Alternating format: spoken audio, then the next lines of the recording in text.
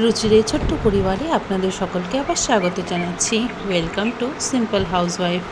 আজকে সকাল থেকে একটু দেরি করেই উঠেছি, কারণ ওর বাবা তো কাজের জন্য বাইরে গিয়েছে। তাই সকাল সকাল আর রান্নার চাপটাও নেই, রান্নাটাও একটু দেরি করে বসিয়েছিলাম।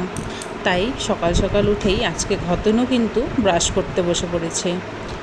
দাদা দিদিদের দেখে ও কিন্তু এখন সকাল সকাল ব্রাশ করাও শিখে গেছে।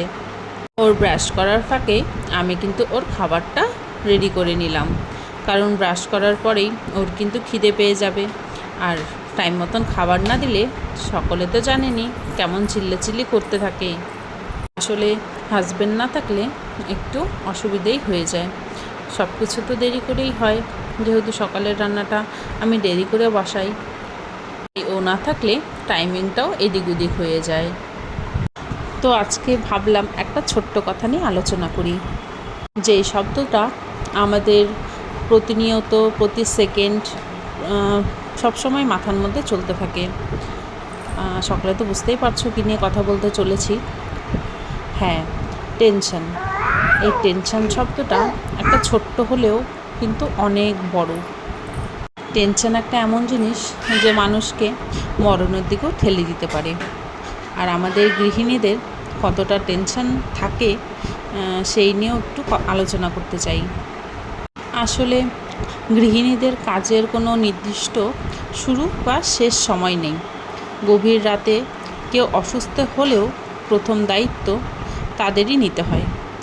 চাকরিজীবীদের সপ্তাহে 1 থেকে 2 দিন ছুটি থাকে, কিন্তু গৃহিণীদের বছরের 365 দিনই কাজ করতে হয়।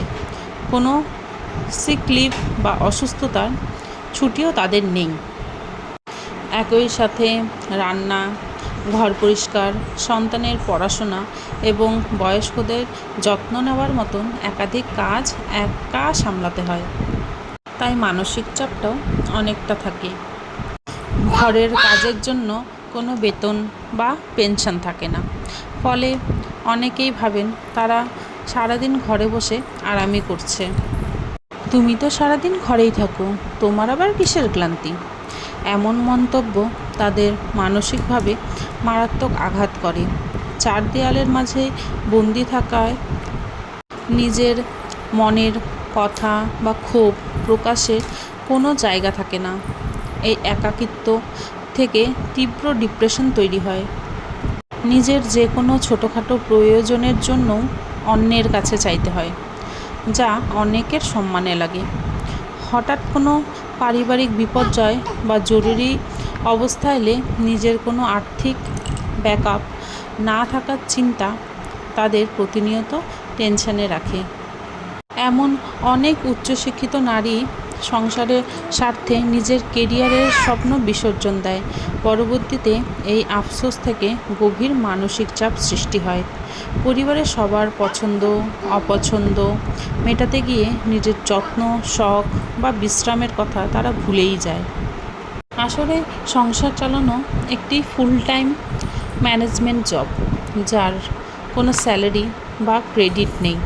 তাই গৃহিণীদের টেনশনকে হালকাভাবে দেখার কোনো সুযোগও নেই, কিন্তু এটা কেউ বুঝতেই চায় না। দিন শেষে ওই একটা কথাই শুনতে হয়, তুমি তো বাড়িতেই থাকো, কী এমন করো, একটু কোনো কাজ করতে পারো না? দিন শেষে যেই মানুষটার কাছ থেকে অনেক কিছু আশা করা যায়, কিন্তু সেই মানুষটার মুখেই যখন এইসব কথা শুনতে হয়, তখন মনটা সত্যিই ভেঙে যায়। তখন মনে হয়, সত্যিই কি আমরা টেনশন করি না? আমাদের কি সত্যিই কোনো টেনশন নেই, নাকি টাকা কামাই করি না বলে এইসব কথা আমাদের শুনতে হয়? আজকে একটু মন খুলে এই কথাটা বলার খুব ইচ্ছে হলো, তাই তোমাদেরকে জিজ্ঞাসা করছি যে সত্যি কি অন্যের টাকায় বসে খেলে এরকমভাবে সকলকেই কথা শুনতে হয়? সকলের হাজবেন্ডে কি এইভাবেই কথা শোনায়, নাকি তোমাদেরকে অনেক রকমভাবে সাপোর্ট করে, তোমরা এত সুন্দরভাবে ঘর সামলাও বলে, তাদের সন্তানদেরও এত ভালো রাখো বলে? আসলে সন্তান তো দুজনেরই, তাই দায়িত্বটাও দুজনেরই হওয়া উচিত।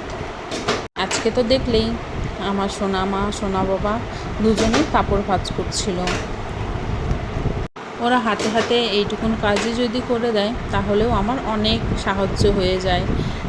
আর আমার শাশুড়ি মা তো পুরীতে গিয়েছিল, তো পুরীর থেকে ওই চালের মালসা এনেছিল। কারা কারা চালের গোল মালসাটাকে কী বলো আমাকে একটু কমেন্ট বক্সে জানাবে। জামা সেলাই করতে বসে একটু দুষ্টুমি করতে ইচ্ছে করলো, তাই এই দুষ্টুমিটা করলাম। ছোটোবেলায় যেরকম করতাম আজকে একটু ছোট্ট ট্রাই করলাম। দিন শেষে এগুলোই স্মৃতি হয়ে থেকে যায়।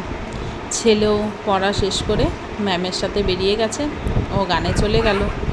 এরপরে আমার মাম্মামও পড়ার থেকে চলে আসলো। এরপরে মাম্মামও বেরিয়ে যাবে ড্রয়িং ক্লাসের জন্য।